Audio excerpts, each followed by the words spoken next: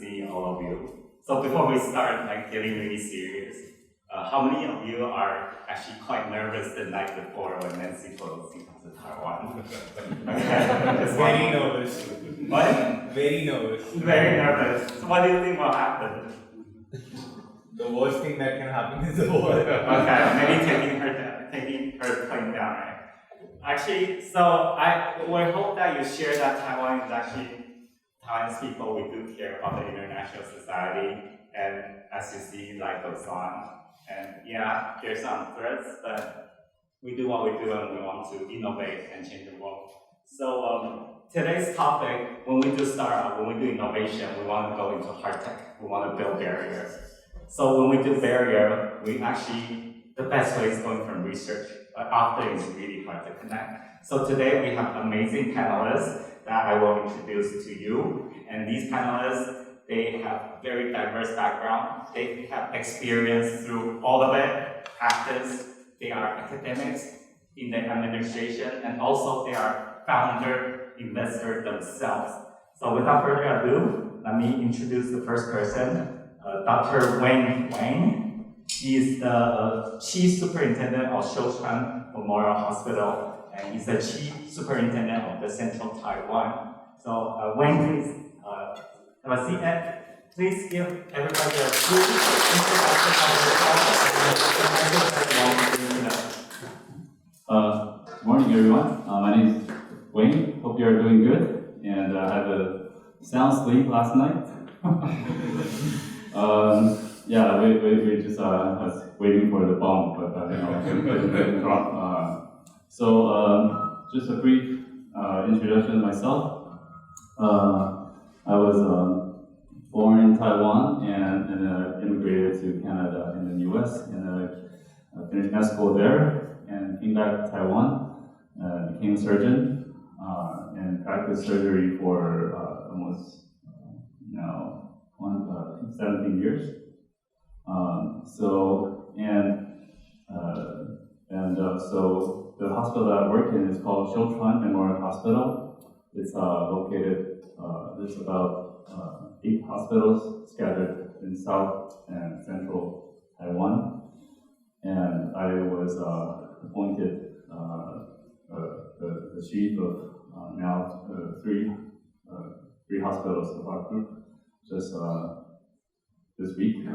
So, and I also work as a surgical educator, where we operate a minimally invasive surgery training center called the EarCat, which is initially founded in France about 26 years ago. And so what we do is we're like a branch institute of that French institute since 2008. And so I've been running that training center for the past 7-8 years. So what we do is we host about 100 workshops per year. We train about 3,000 physicians per year, all specialties from head to toe. And so we are the largest training center in Taiwan, and I think the second largest in Asia. I think second or third. So it's a really unique training center. And I would say that's where my career as an innovator started. Because initially I was a surgeon, I just practiced surgery every day, and then I got involved in this training center and with the EarCat group. So what we do is, there's a lot of medtech devices that, and how do you market to the physician, to the doctor community. I think the best way is through training, to teach them not just how to use it, but how to use it properly, how to make sure that patient safety is ensured. So our training center, we partner with Medtronic, Intuitive, CarSource, some of the biggest medtech companies in the world. So that's my job, and then I got involved with an accelerator group and a venture group in Taiwan called the BE Accelerator, where I also met a lot of people here. So we had we in our program, it's a 6-month program. We help around 10 companies per year. So that's been three batches. In 3 years. So we help about a bit more than 30 companies. So we help them with clinical trials, feedbacks, prototyping, and legal advisory, and fundraising, consultation, and so on and so forth. And throughout the way, we also created some companies of our own throughout the research programs that we have in our group. Yeah, so that's some introduction of myself. Thank you very much. So the second panelist, as you see, these people been through it all. So the second panelist, if I'm saying that he's a cross-discipline talent, that would be an understatement. He's also a superintendent. He has a PhD in biomedical engineering, and aside from managing hospital, he has been through founding company, being an investor also. So let's have a warm welcome for Dr. Arnold Lee.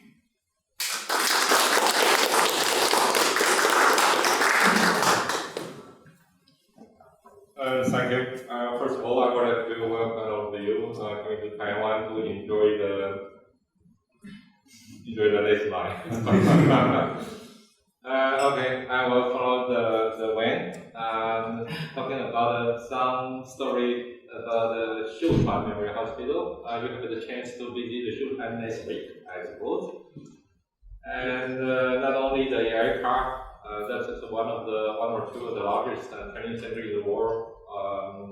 But also, we come from a very innovative area because the telemedical, the first medical tourism, the first the robotic surgery, the first stem cell treatment, and the first AR and the VR education and operation, and a lot of the first that happened in Shuhan.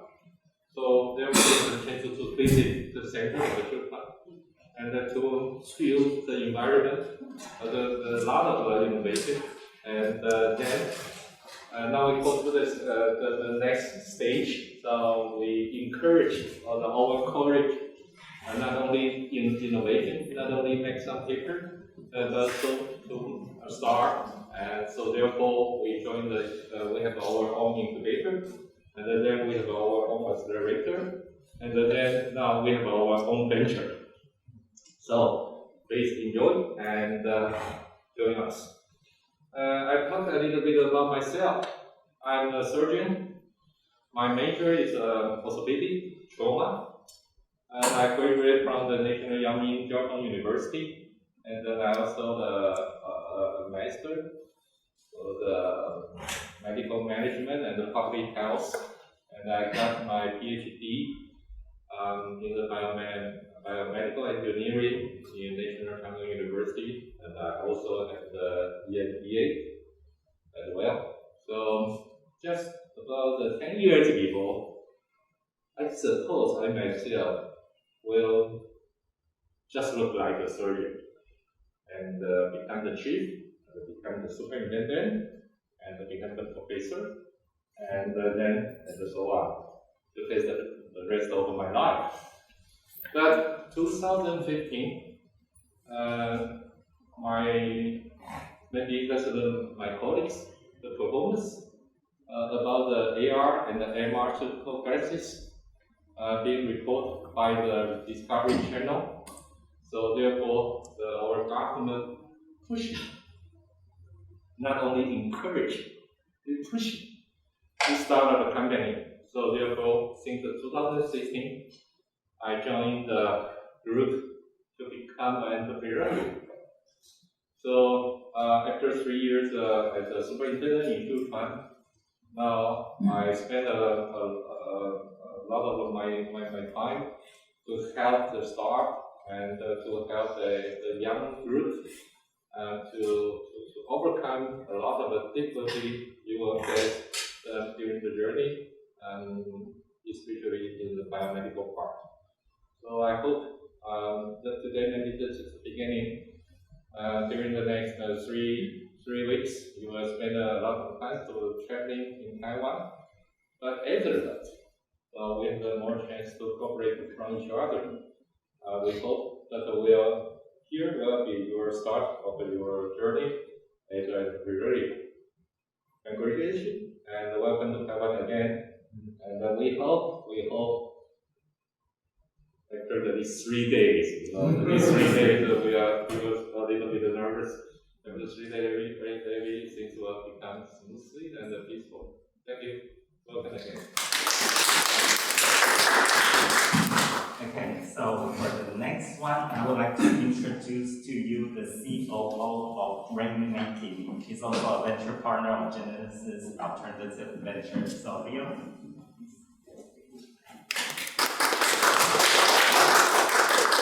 Good morning, everyone.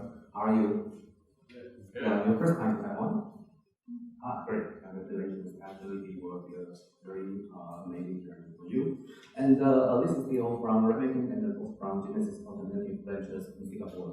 So first of all, what Rainmaking is doing is we have several business since 2007 in London, UK.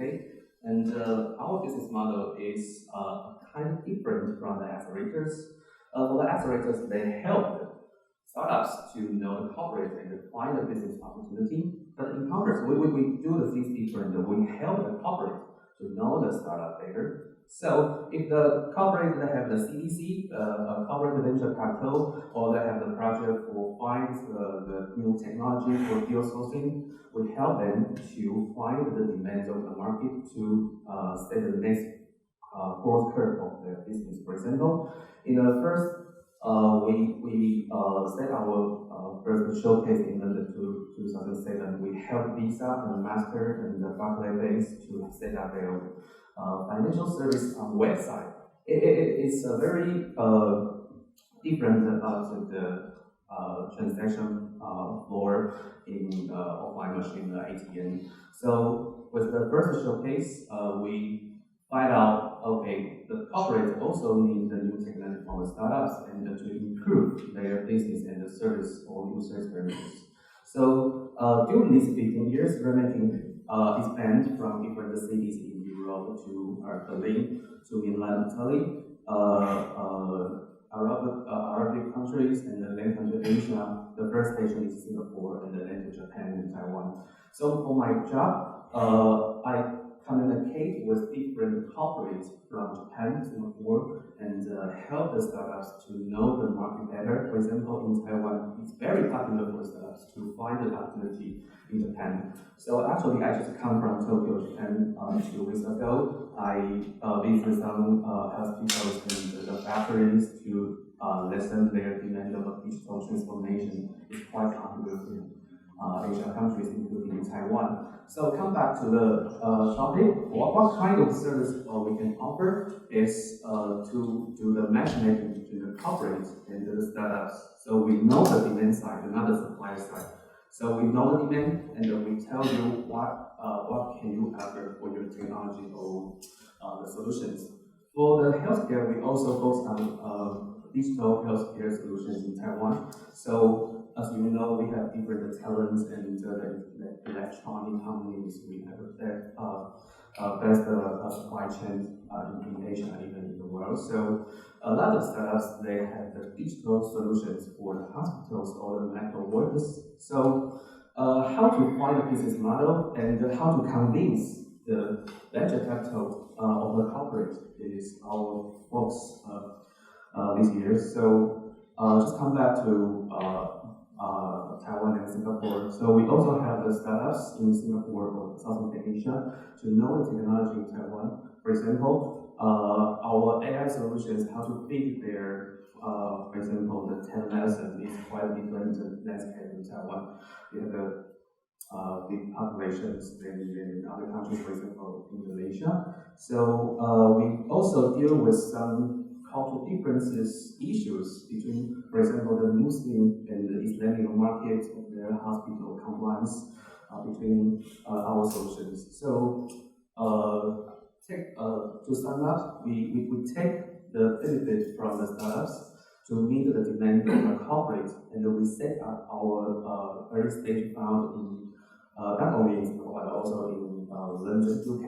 So we have different scope. For example, in London or in Europe, they are focusing on smart city, both from the fintech side and the digital healthcare side. For example,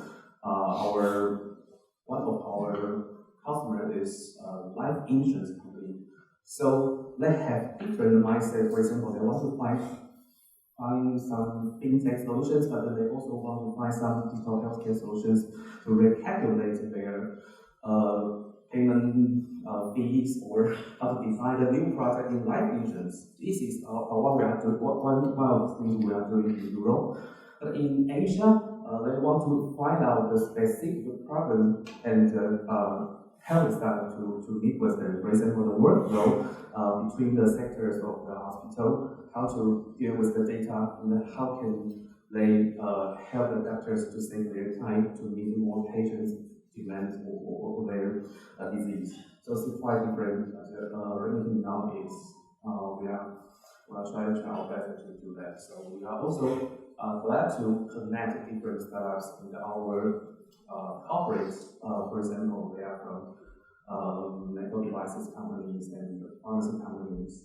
So it's very pleasure for me to stay here and to share our experience and maybe we can discuss later about specific model we have. And okay, welcome again and thanks for coming to Taiwan.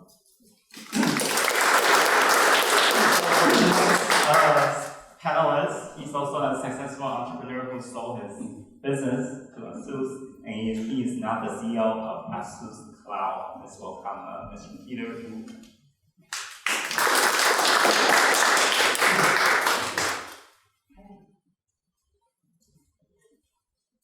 May I? Okay. Hello everyone, my name is Peter. I would like to introduce myself a little bit. And my background is ROE, electrical engineering, but during my master's and PhD degree, I was in biomedical engineering. So I spent a lot of time in hospitals, and I started a company in my third year in PhD, almost 22 years ago. So I have some experience in starting up a company, and the company was acquired by ASUS about 15 years ago. So right now I am in charge of two groups in ASUS. One is for cloud and one is for healthcare. So I would like to introduce a little bit how we can connect each other for better future collaboration. ASUS is of course famous for its PC business, but during the past 5 years, ASUS spent a lot of resources in healthcare and bio. We have about 200 people in this kind of business. We develop several kinds of product from, of course, medical devices. We have a good smartwatch, but focusing on healthcare domain. And we have a portable ultrasound medical devices product. And we also have a little bit medical AI, but not much, because we would like to be the brand and platform. And we spend a lot of resources in building a next generation information system, which is cloud native, data driven, that hospitals should have right now, but in Taiwan, few hospitals have this capability. So we recognize that if we have this kind of information system, we do not have the backbone to support more and more AI in the future. So we have a huge team, about 130 engineers, Google level engineers, to build this kind of information system. And we are also running a cloud infrastructure in Taiwan, which I would like to elaborate more. ASUS is is special in infrastructure for bio and healthcare. That is because we cooperate with our government to spin off a AI supercomputer, which built 2 years ago. And we spun off the system and the staff to build a new company called Taiwan Web Service. So we have our own AI supercomputer, and we are also helping not only the MOST, but also we just finished another AI supercomputer for National Health Research Institute. I don't know if you know that, it's the biggest bio research institution in Taiwan. So we not only operate the AI supercomputer, we are also build a pump of infrastructure to have more and more good tools to let PIs or startups to do more bio innovations. Okay, so that's a brief introduction of what we're doing right now. And last year, we are also want to open our resources to startups in Taiwan and startups from overseas like you. So we have our own space, co-innovation space about 我讲平安电脑，然后换算一下，about 有考到 GP 1400。哦，we have a co-innovation space about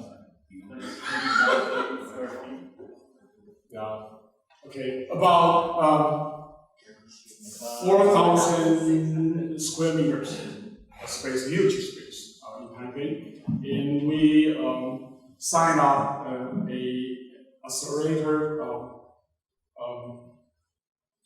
a program with NHI that we would like to cooperate with bio startups in Taiwan and overseas to leverage Taiwanese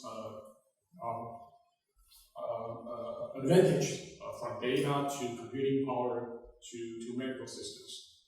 And we are also discussing with B Capital to have another accelerator program for digital health. So I'd like to come with you and thank you for inviting me. Thank you very much.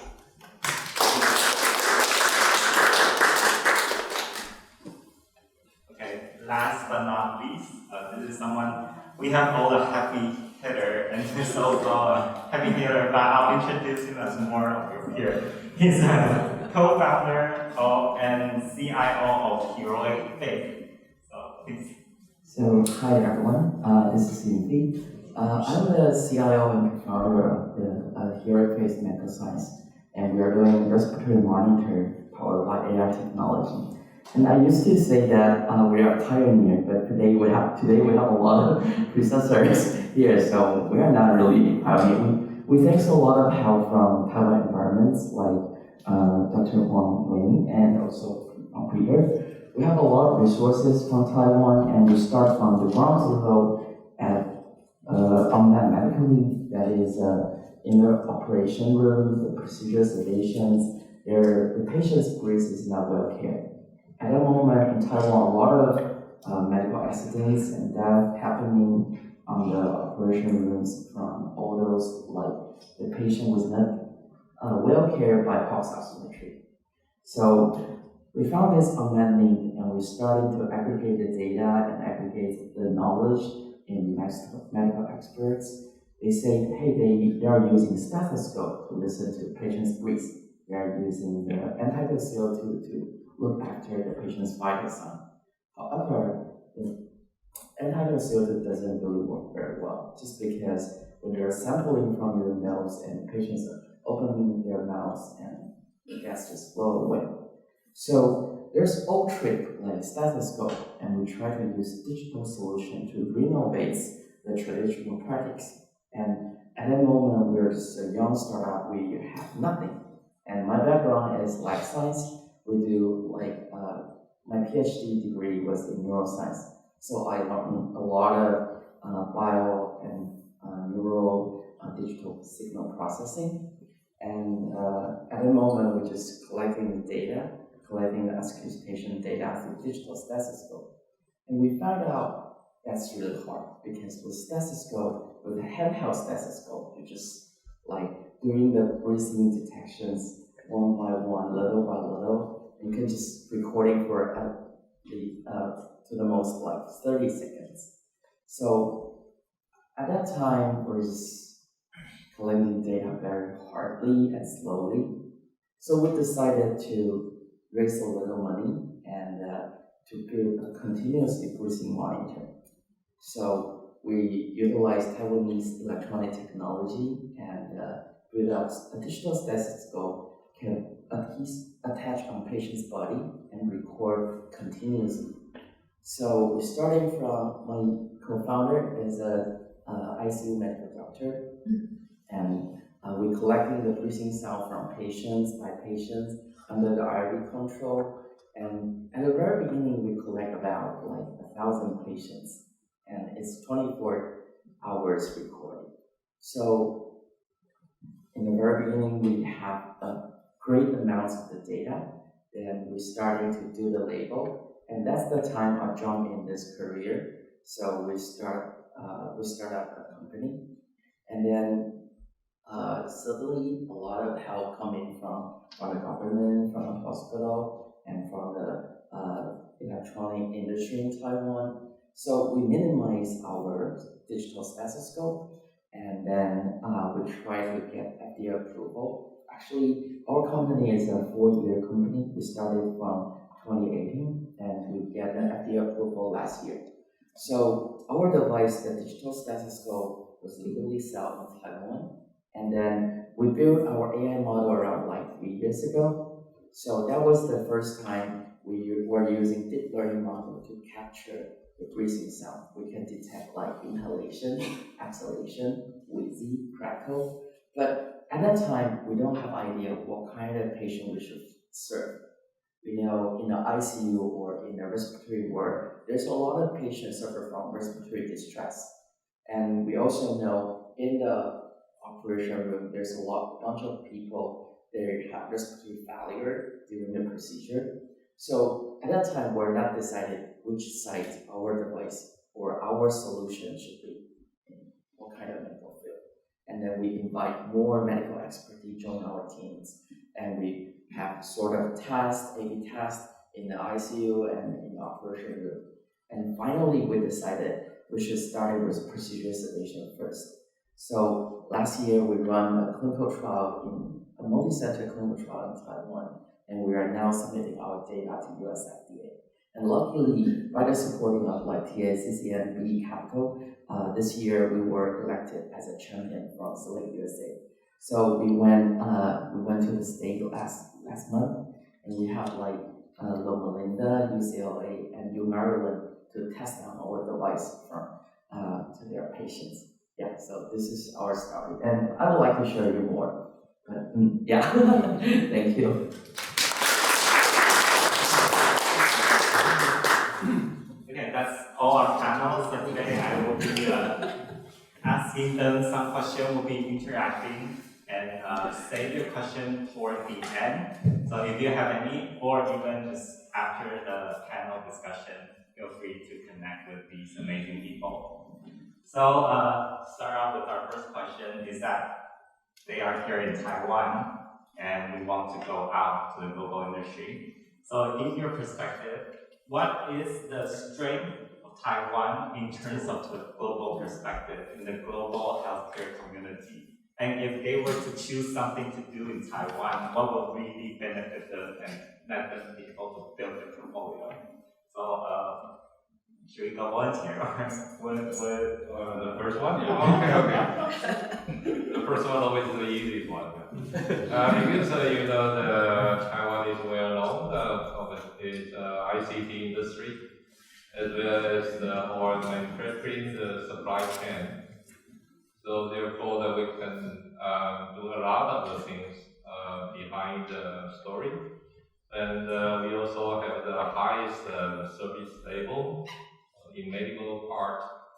And we also have the best manpower in our hospital. So all of that will be the advantage we could provide to you in the world. And that's we also have a lot of successful cases. That's this one. So please, everybody, just follow the story. 4 years, great achievement. Is it? Yes. Okay, that's just about part of my answer. So. Yeah. Peter, like to know. So that's another great guy. There's an enterprise assist. I would like to summarize maybe 4 strengths that I can connect with overseas startups. One, of course, the medical system. And the second one, I can say that's a policy, government policy. You can see that our government put a lot of resources to help everyone to do innovations, to do history in healthcare innovations, startups in Taiwan. There are a lot of policies, so it's a good environment. The third one is, you know that the data. So I would like to give a real case that we are doing with, oh, by the way, thanks for the doctor that he supported us to collaborate with a company called Clearing in Switzerland, that they are building a global-based real-world data network that help pharma to recruit patients or do clinical trials more easier than ever. So it's a big data, real-world data startup, and they come to us that they know that Taiwan has good data quality scale, and we have 中文叫什么？没有很特别的人种的组合。Special ethnic. I'm sorry. Yeah, we have many Asian or Chinese immigrants from different spaces during the historical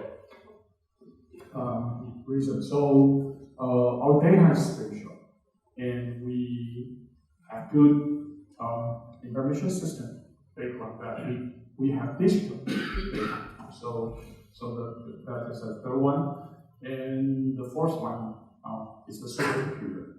I visited Spain 3 years ago in Barcelona.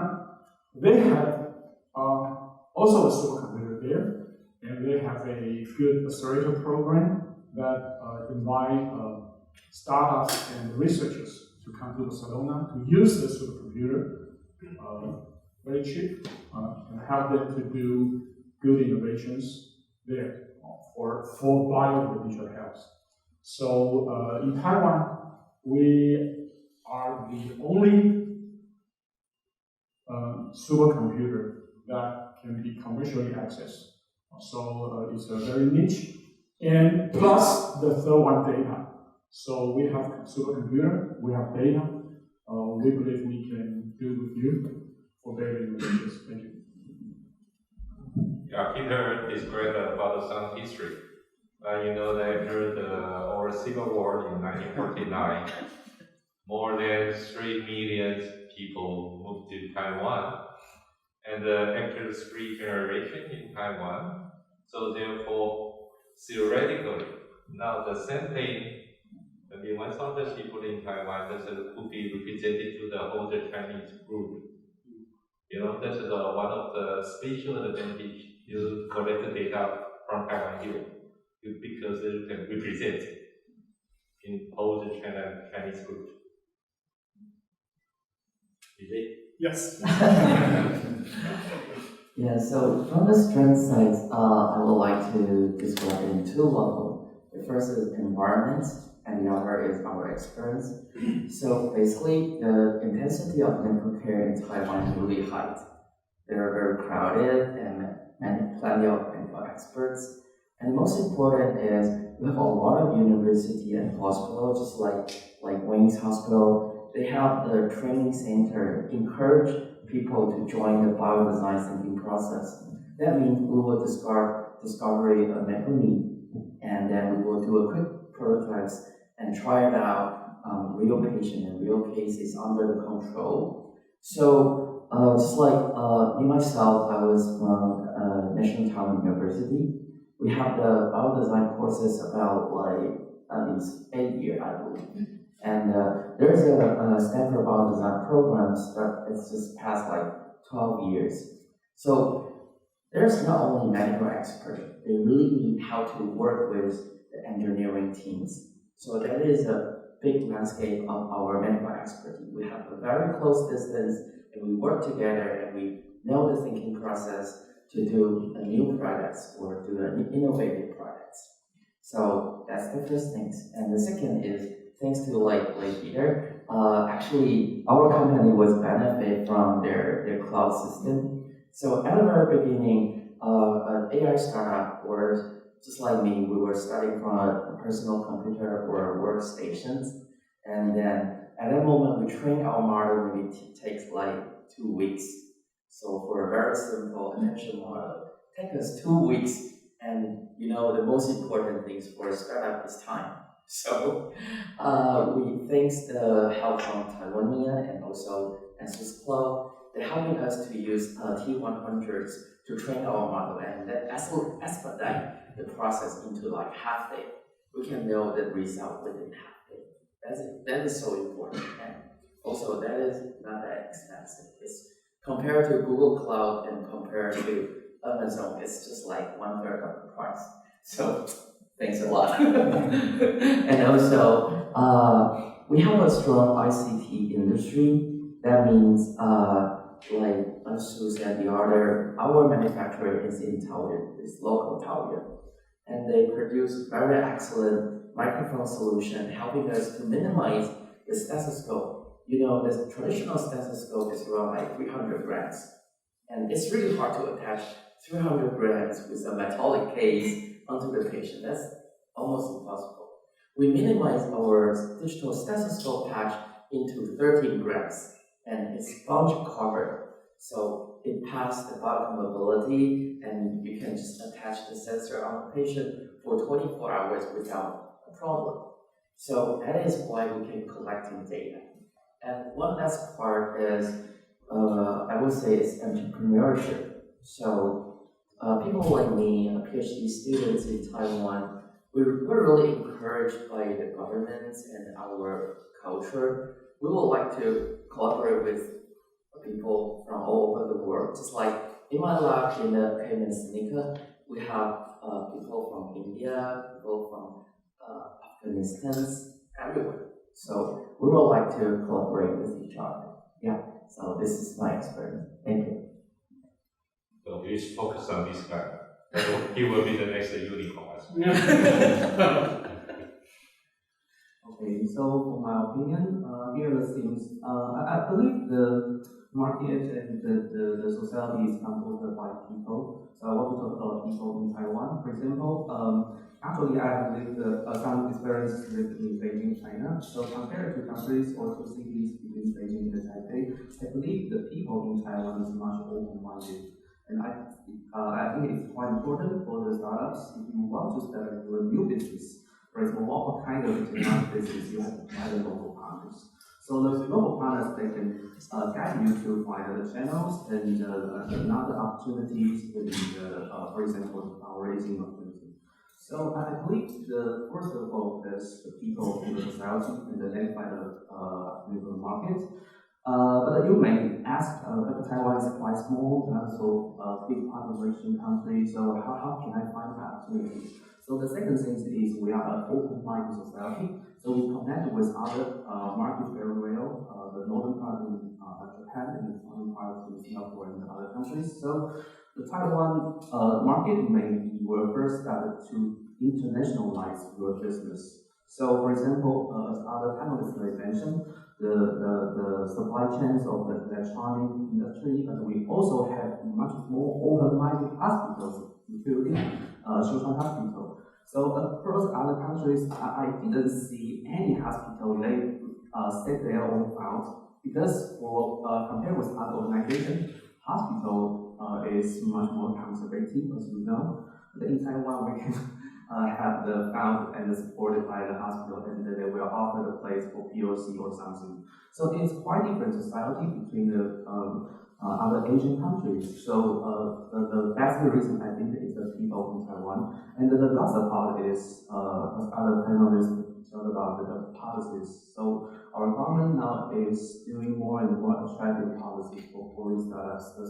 So I guess that was why you are here. So I believe you have your own answer about the question, but for my opinion, I have seen the different cities and the different people, especially in Taiwan, you can find your first POC project with a lower cost, but more innovative, friendly people in the society, and to expand your business market to other cities, other countries. Thank you. Yeah, I think we covered everything. So, but the question is the advantage of Taiwan in terms of innovation. What's our advantage? Like they mentioned, the people, the culture, the ethnic mixture, ICT industry that's in place in manufacturing, cheap, not cheap labor, but excellent engineering, relatively cheap cost. It's a very unique mix if you think about it compared to Japan, Korea. They are more or less, and of course China. They're all big markets in themselves that you have to tackle. But if you are going to some place that can connect you to all countries in Asia, I think, and instead of just going there and you are stuck in one country to explore that big market, I think Taiwan is a good, and I think the government policy that they mentioned is one huge drive in Taiwan, and Taiwan's need to connect with international communities just went up 100-fold yesterday, right?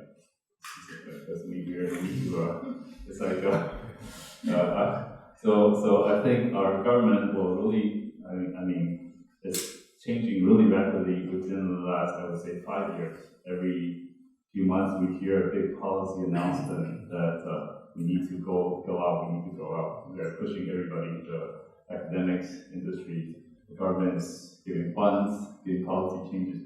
So I think that's a big change, and that I think international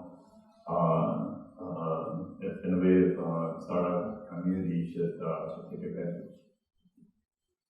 Okay, so let me do a quick poll here. How many of you here would categorize yourself as in the prototyping or early stage? And just one. In some of the products. Okay, so I guess like more than half, and the rest would be in scaling or commercializing or scaling. Sorry? Commercializing. Okay. Because from here to sum up, we have policy of data, we have easily accessible to great computer resources, and also the community. So it sounds like to me a lot of it is one of the perfect places to find your idea for PLC to get started, and the policy actually support and give you resources to scale, not to scale, but to find the first idea. But in terms of like Taiwan to the startup, if they're in the later stages, or the question that I asked before, to extend from that, if they were knowing that their portfolio is half in about prototyping and the other half about to go commercialization, what activities would you give to these two groups should they engage in Taiwan in order to have their full time in Taiwan? In fairness, I'll go first. So if your question is what activities should they? Right. Given the advantage and thinking like what can they if you're prototyping? Because a lot of I things. think there's I think like the ITRI and there's accelerator programs, government programs. They're a good starting point. They can connect you to a lot of the companies. Like this trip that you're here, you'll be taken to several different places. So I think this is a good contact point. I think Ellen, she'll connect to everybody in Taiwan. So I think, and then if you are looking for scaling up, I think that's where Taiwan really excels. Like your product is looking to, like you said, if you're trying to improve in terms of design or lower the cost of manufacturing. I think Taiwan has a lot of resources, and Peter is an expert in this area too. And if you're going to test the market, I think there are a lot of universities and hospitals, they have their own accelerator programs that can let you access their hospitals. And our hospital also have an accelerator program. So those are some resources.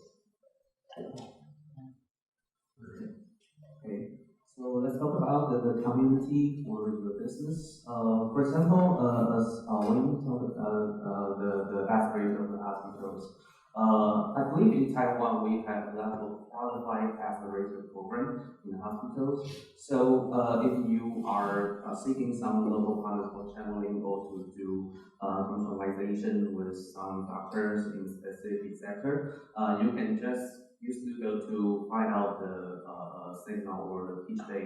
I believe currently every 1 or 2 months we have a pitch day or demo day in Taiwan. So it's very active. So if you are seeking some local partners or find some potential channels to connect with the hospital bag, I believe it's a very good choice. And the second part is like the place in Linkou is one of the startup platform supported by the government, and we have the central government project and the local government project from the northern part or the southern part of Taiwan. So I believe not only in Xinbei or Taipei, in Taichung and the Kaohsiung and the Tainan, the southern part of Taiwan, they also have their local projects supported by the government to connect with the institution and the industries, and actually we have the project in STSD, Science Technological Park of Southern Taiwan. It's where the TSMC, the semiconductor company, are located. So I believe the resources are planned, and you can find easily by Google. And today is also a good opportunity if you have the interest to connect with different resources. We have the masseuse here, we have other consultants here, we can exchange information. Yeah, so I would like to know how many of you are in the medtech industry? Are all of you, or? Okay, so the other is consumer or digital health. Are you? Just like in the middle of you. Okay. I have very different, and if you mind that please. Gotcha. Okay, so from the medical industry, just like they mentioned about, you need to reshape your products, you need to go a launching plan, and I think one of the best in Taiwan is we're running a lot of smart hospital program at this moment. So a lot of hospitals, they're trying to renovate their work, their operation rooms, and their patient recruit process. So you have a lot of chance to really test your product. Maybe not just through the insurance systems. Through the hospital, they have smart hospital projects, and you can get your first customer. You can try your product in real patients. So that is one of the best part at this moment in Taiwan.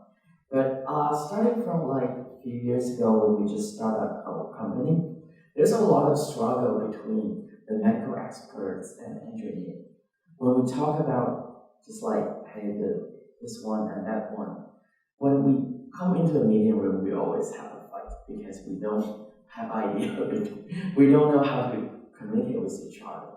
But at this moment, most of the medical doctors, they join the startup programs and they really need how to communicate, and they really need to how to adopt into a Scrum process and run the prototyping through the products. And for the manufacturing, just like Susan and the others, they really need to know how to expedite the product from EBT stage to DBT to the mass production stage. And the mass production at this moment, they are not mentioning about a few thousand pieces, because all we know at the very beginning was just maybe 10 to 100 pieces. And in Taiwan, you can really find good manufacturing with high quality and ISO 13485. With the certificates manufacturing, you can just adopt your manufacturing product to all over the world. And I think that is the best part of Taiwan.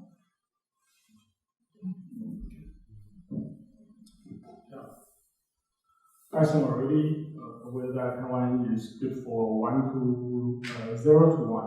That's good for POC or proof of service.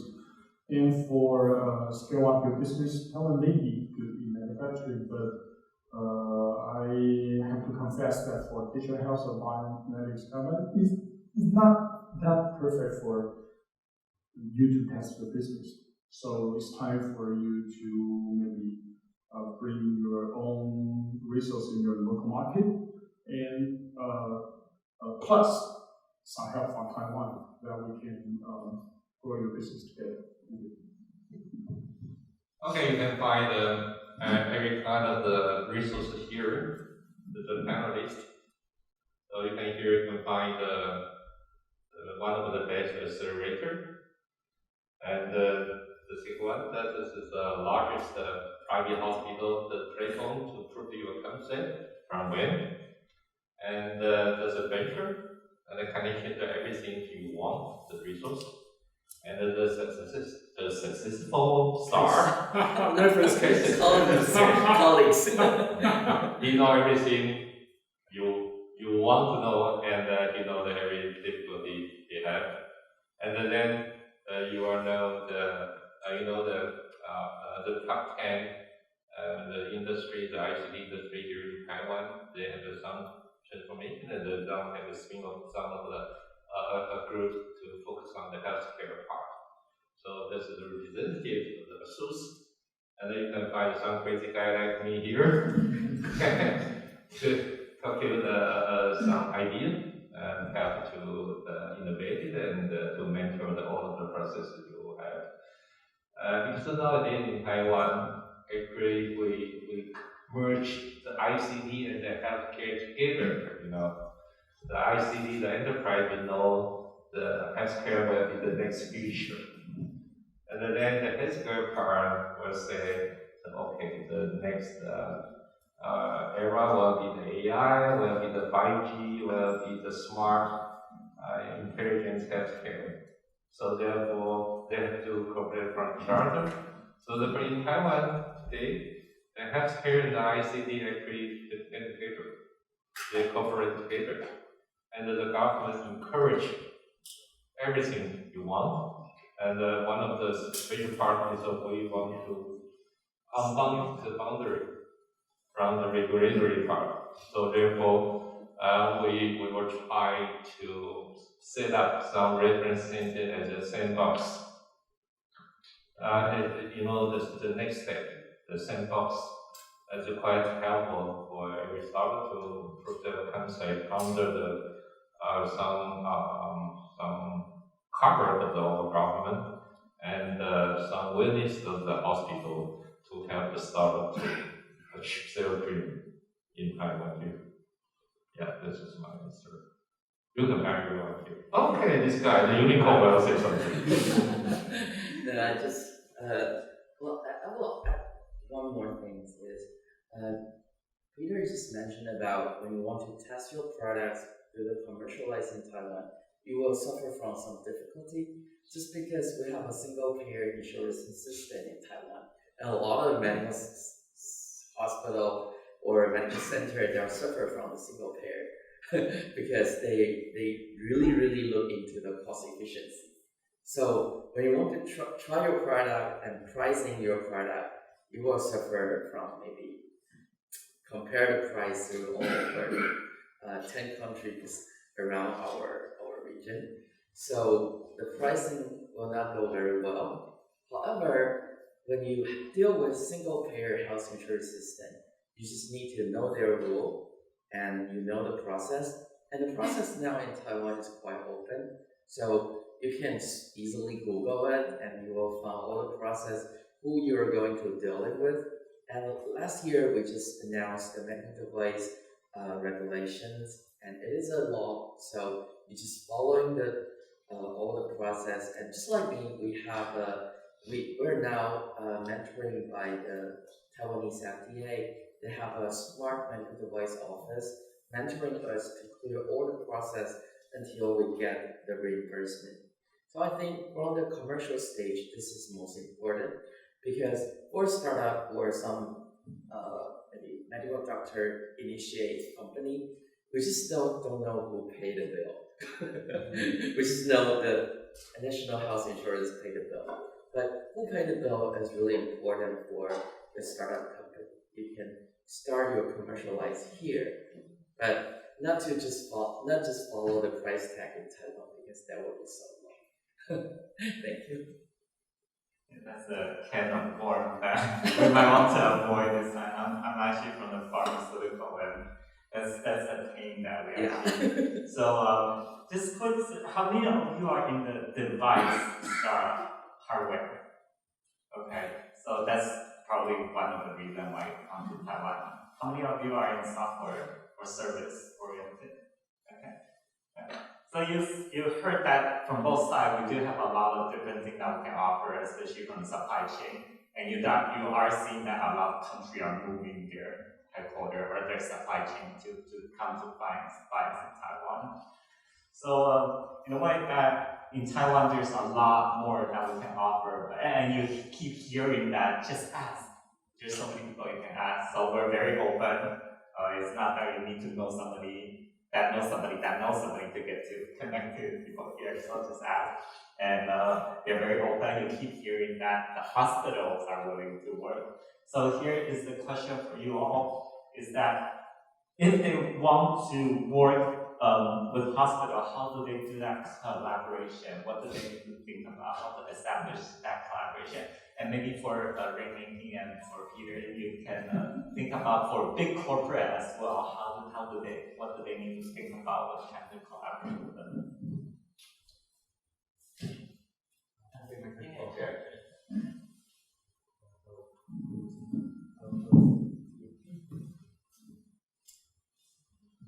Okay.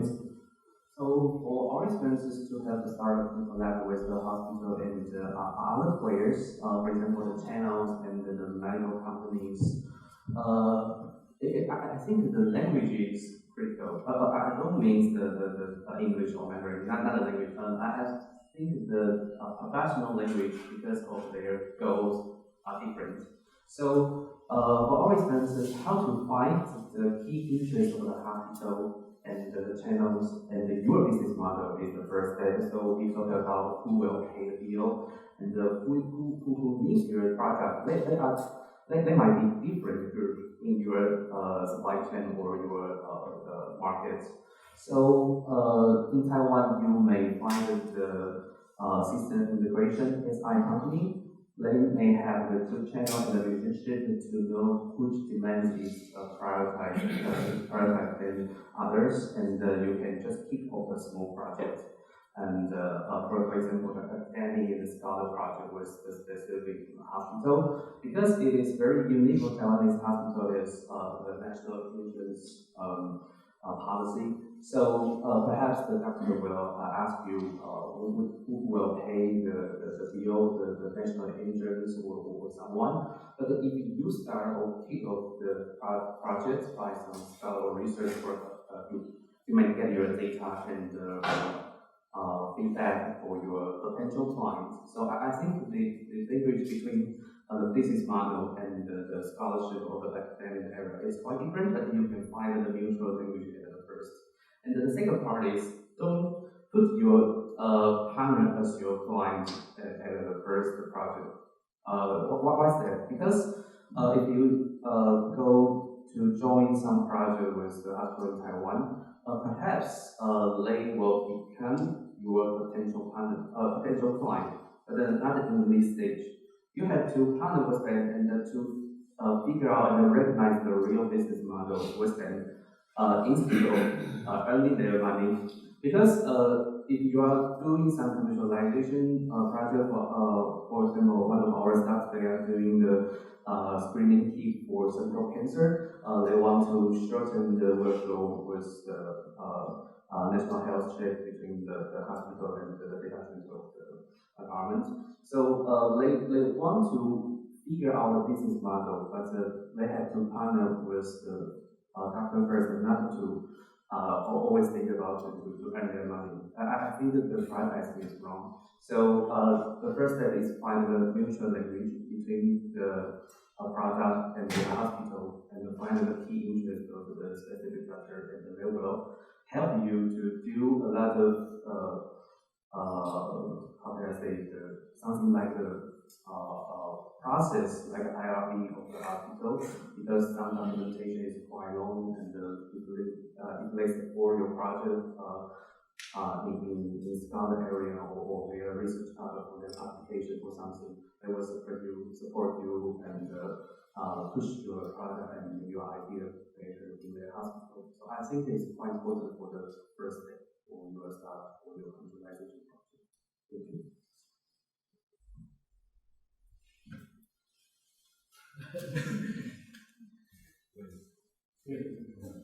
So I think the question is how to work with the hospitals in Taiwan.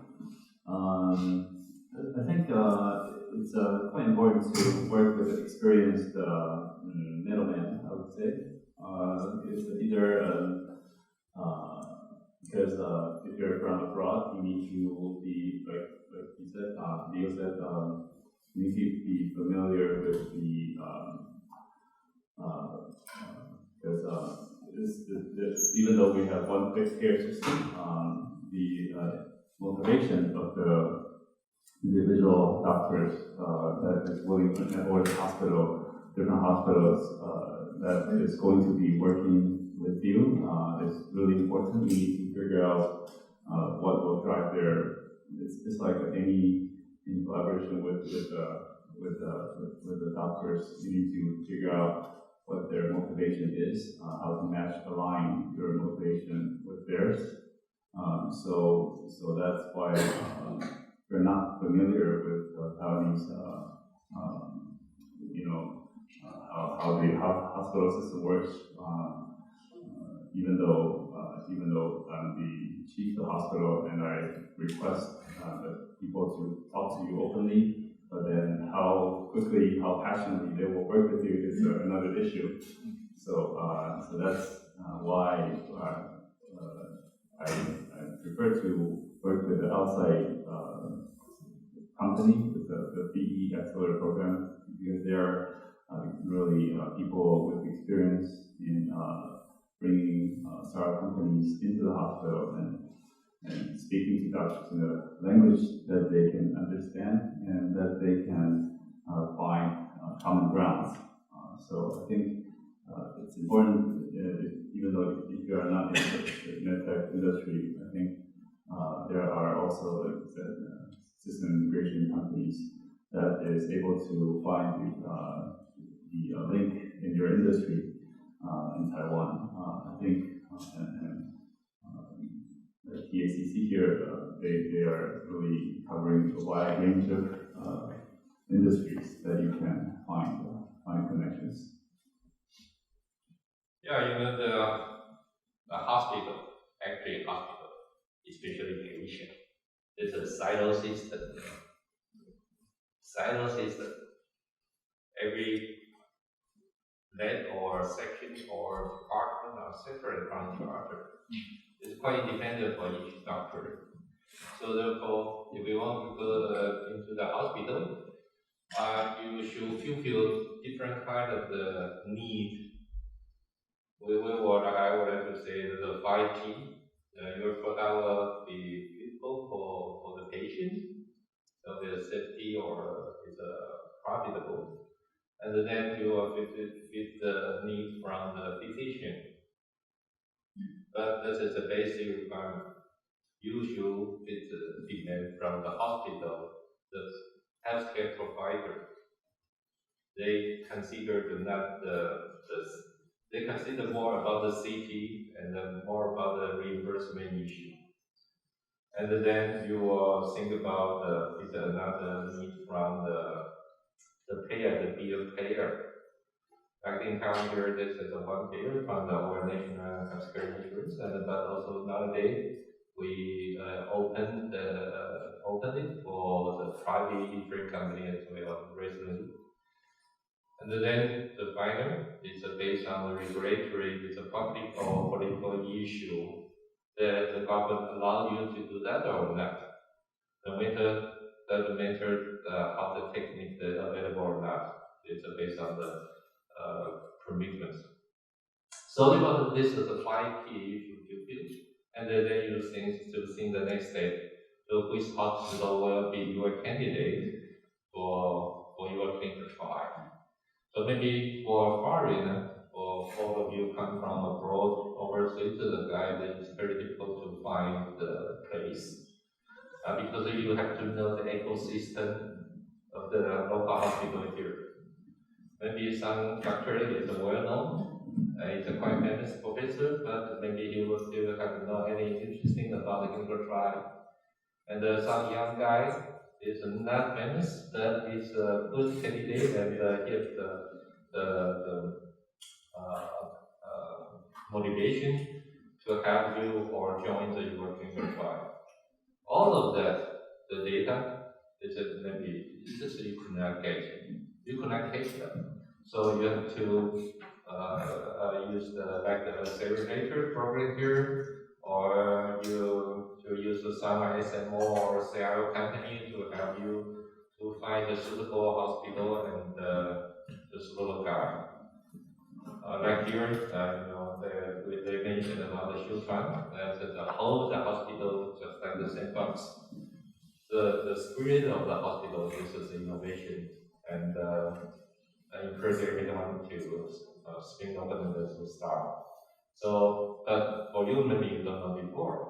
And when you come to Taiwan, TSCC here will tell you which hospital system is friendly for you. Maybe the nation of Taiwan University, maybe not so friendly to all of you. It really fed a lot of people in that city. Yes. So that's the tip. Well, that's the tip. So we hope that after the next 3 weeks we can show you which hospital is friendly and open for you to apply for some clinical trial or post-market evaluation. Okay, this is one of my aims. Here or here? Okay. Well, so I would say people is important. So join the accelerator program to engage to hospital, engage to the doctor. They're important. And luckily, we were trained by the bio-design thinking process for a long time. So most of the medical doctor join the accelerator program. They're also looking for collaboration partner that can help them to solve unmet medical needs or publish some paper or get promoted in their hospital. So they are really encouraged to doing so. So you can just share your idea and share your prototype to them. But however, in the medical field, safety, efficacy, and also reproducibility is important. So let's talk about the safety first. If you are in preclinical stage, you can find a lot of resources, the test lab, and all the evidence provider to help you to prove your safety in the clinical stage. For example, like me, my digital stethoscope is a class 2 medical device. So we have a lot of test lab and very cheap in university or private sectors that can help us to provide certificates and sort certificate like IEC 60601. It is very easy to generate, and once we get that, we can ask the IRB, say, hey, there's a medical device and sort of medical device is low risk. You're not need to get IDE approval to run your clinical study. So that reduces a lot of burdens compared to the other country across the Asia Pacific regions. So I would say in Taiwan, you can very easily clear the safety issue, and you join your and you find your partner in the hospital and run a study. And also, when you start to run your study, of course, you need to pilot your study. You need to design your study. We have a lot of highly pilot-educated life science or biostatistics persons, and also they work with pharmaceutical or medical device company very closely. So they really need how to help your device to get regulatory cleared, even though not only in Taiwan and also in US FDA. So like me, we have pre-submission with US FDA for a while, 3 times. So we organize all the study designs and communicate with medical doctors directly by ourselves and from our colleagues, and we can draft a really comprehensive study plan and submit to FDA, and they really like it. So we run the study and we run 300 patients already, and we got pretty good results.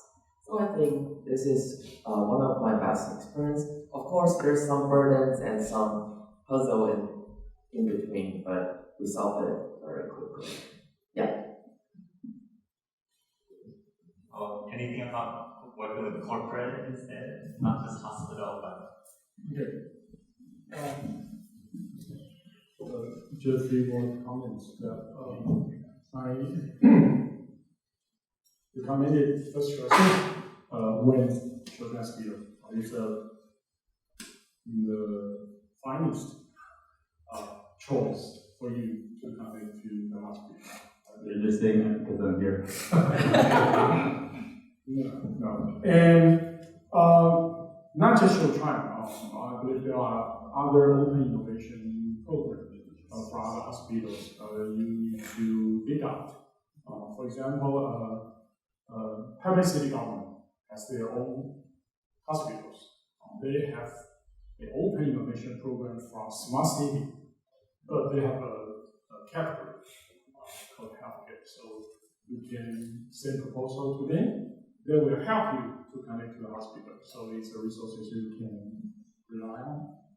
And of course, there are a lot of ICT corporations are doing digital health. So you can go for them and to try to, because ICT companies are easier to access. They also want to know you, and maybe you can be integrated in their program with hospitals. So that's another alternative. All right, thank you. There's actually a lot of wisdom that you get out, not just for medical startups, starting from what Arnold shared about 5P. That's actually, when he talked about patients, that's actually the customer, right? So you need to solve their pain point. Physician is actually the person who's actually in act of providing the service. So if you're not providing the service yourself, you might need to train someone to do it. So the concept is the same. You need to think about who's going to carry on deliver your services, and also the provider, who's like the company level of that employee who will deliver their service. So all their needs to be satisfied, and of course payer. A lot of us think that payer is just the person you're doing direct engagement. But I think what we like to share from the healthcare perspective is that it separates them for you to see it like individually. So when you combine them together, it actually also applies to everything else. Right? So payer in Taiwan is a single payer system, so you gotta talk to one entity. But at the same time, even though it's single payer, you still need to go into individual hospital and negotiate a price so they get the price difference. That's where that benefit comes out, where Arnold shared that the provider benefit comes out. So there's the payer, and of course, everything that you do ties with government, ties with policy, ties to the environment that you're in. And And in Taiwan, it's good that you're here because we're very open and in a democratic society, so it actually relates to Japan, relates to Korea, relates to Singapore. That's why so many of them share that it's a great first step. It's small enough, but at the same time, the mindset and the style that we're working is really also familiar. So here we have about 8 minutes left in the panel. So if any of you have any questions for any of our panelists here, yes, please. I want to ask about the receptiveness of innovative products when it comes to sales of the products. How receptive is, say, the Taiwanese market or say the Taiwanese doctors and surgeons to not only test the products but actually use and implement it in the system? Would you like to sort of, are you okay with sharing your startup or? Yes. I am Anand from Shira Medtech. We make surgical devices that make surgeries easier, faster, and safer. Particularly pertaining to making blood vessel surgeries easier and preventing nerve injuries during surgeries. So we have. So in India, there is a mindset that while surgeons and doctors like to appreciate the innovation in the products, but when it comes to actually buying and using the products, they're preferred. There is a slight bias towards purchasing imported products, for example, US or German or Japanese products. How is that culture in Taiwan as a market? What stage of maturity is your product? Is it prototype or is it clinical trial or is it approval? So the blood vessel clamps have been tried and sold in India since a few years. Then there is one product in the clinical trials, and there is another nerve detection device in the product development stage. I would say it's all the same that you really need to get clinical approval and find your intention for use. So once your intention for use, indication for use can touch the medical doctor, they will try to use it. And I would say Taiwanese medical doctor is quite open-minded. They are willing to try.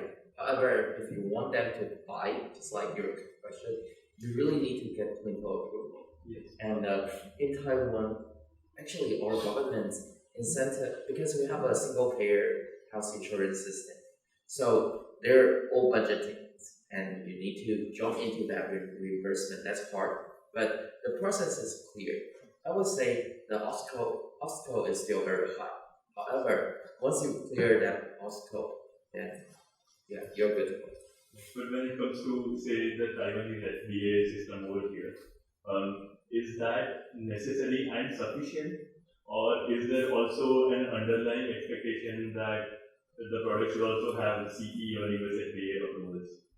Well, there's an expedite track there's a green path for US FDA approval products, but there's no expedited track for CE products. To answer your question, FDA is sufficient, but you have to remember they keep mentioning there's the regulatory certification, like FDA, and there's also the reimbursement, depending on, like, maybe it's a direct sale of the system or a tool or a device, and it's a direct sale. So that's two things. So getting regulatory approval doesn't mean you get the price. Yes. So they cannot purchase. So that's new. And also unmet medical needs, right? You need to really have a clear idea of the unmet medical needs. Anything to add from? Okay. Or any other question? Okay, this is a question to you. For the regulatory approval in the US, so do you go to the part of the 510K or how does it work? You mean my device? Yeah, you provide your product that you actually now. Yeah, our regulatory strategy was formed by Economic Group in San Diego, and they picture our device as a digital stethoscope, which is a class 2 medical devices with the substantial equivalence, and we're going to clear that. And the other, we aim for a code called BZQ, continuously respiratory rate monitor. So these two medical device product codes are all 510K. So although it is a pre-market notifications in the US, however, we still run clinical trial to give the clinical evidence for that. And our size of clinical trial, when we discuss with US FDA, it need like 140 and patient recruit, and we run like 300 centers. Yeah. So that's why you partnered with the US medical school. Exactly. Yeah. They will not take the data from Taiwan. They always ask for a bridging data. So most of our patients was enrolled in Taiwan, and we have like 20 to 30 patients enrolled in the United States. Yeah, but back to the question, to clear Taiwanese FDA approved, actually, you're not, you really not to use the local data. At this moment, we have a mandatory law passed last year, and we encourage you to submit it with some observation data or some retrospective data to clear the Taiwanese FDA approval. So I would say we do have high obstacle for regulation, but the path is clear, and that is great for a startup. This is talking from AI Bios. We're a Japan-based new drug discovery company. We're very interested in collaborating with hospitals here in Taiwan. I just want to find out for collaboration with the hospital or for the doctor, in terms of funding, do we have to prepare our own funding or raise our funding, or is it easy to raise financial support here in Taiwan locally? For peer remote things or Just a different scenario. Of course, for a start, you try to need some funding. Of course, one way is to initiate a clinical trial. So every university or hospital has their budget to help the research. So therefore, you can get maybe $10,000 for case. This is for some, actually this is small money. And then in some university, like the Taipei Medical University or Shuchuan Hospital here, they have their own venture. They have all of their own investment part, but you know those hospitals roughly is a private hospital. For some public hospital, it's very difficult to get money from them.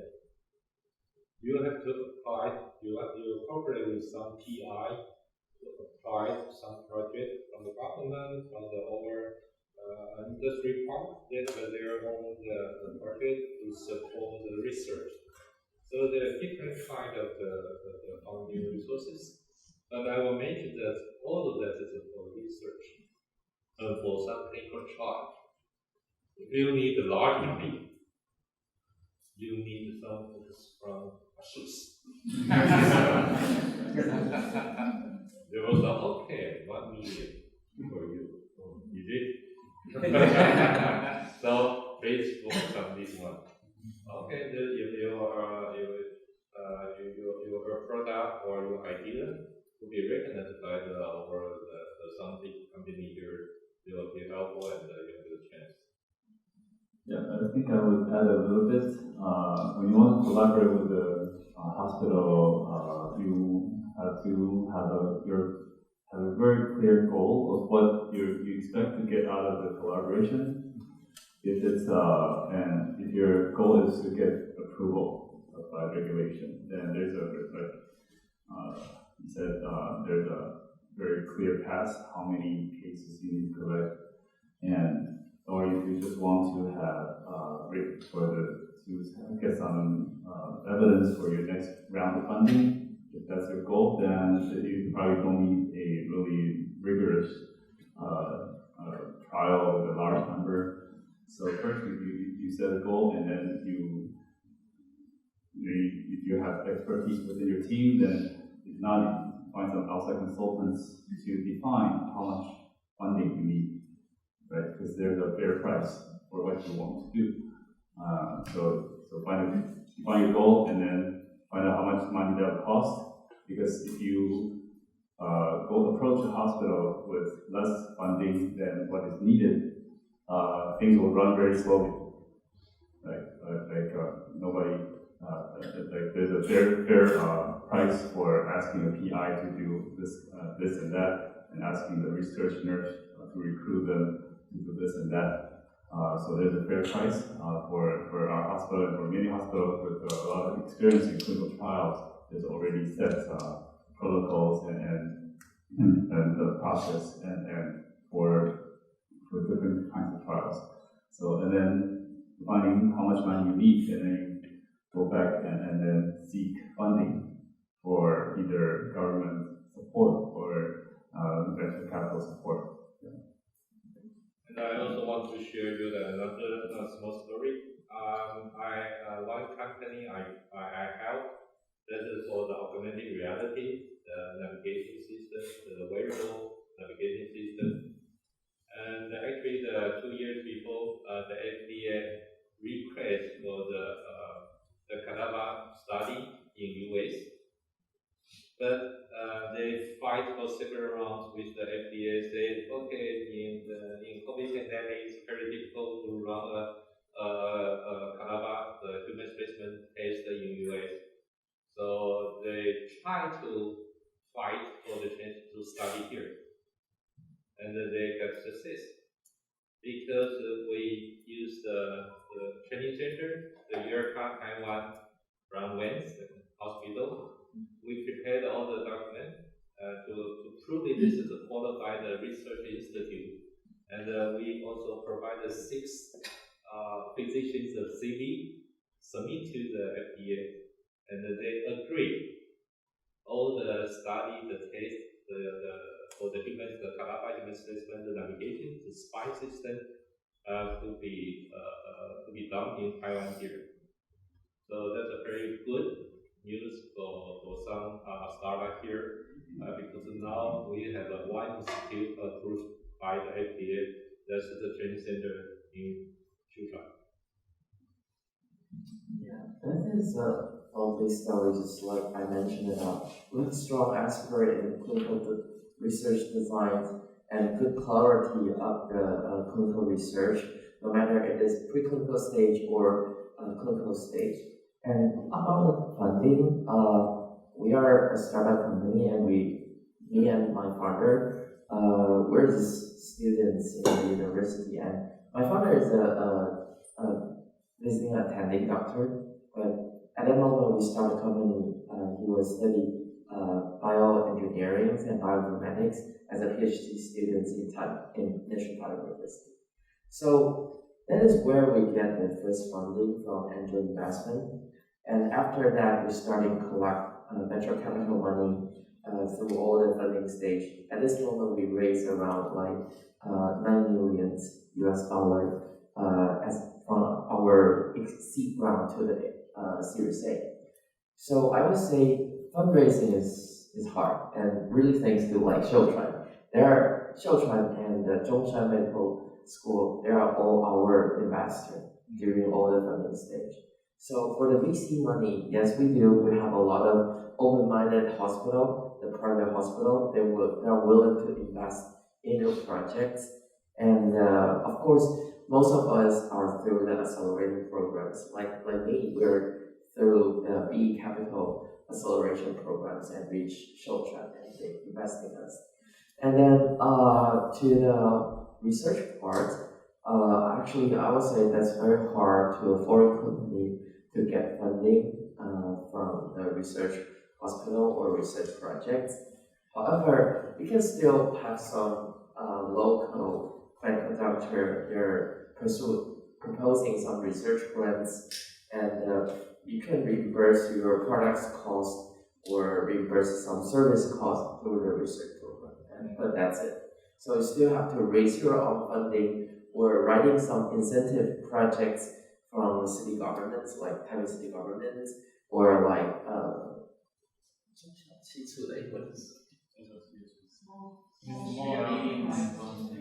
okay, just like sorry, I don't remember the English. But however, like TACC and the other government sector, they really have projects like smart city projects and small hospital project. You can submit it to. Yeah. Okay, so we're running out of time. So to summarize, many of them mentioned, just be sure that you're in a foreign country, but of course TACC is a great starting point. And then from there, really find an experienced middleman. Like there's a lot of accelerator, and find one that's specialized in medical care, and there's ones for blockchain, etc. Also work with partner. And just remember, your partners are not your customers. Don't ask them to pay for your staff. Get your funding, get your money, and best luck to all of you. And please give a round of applause for our panelists. TACC Plus,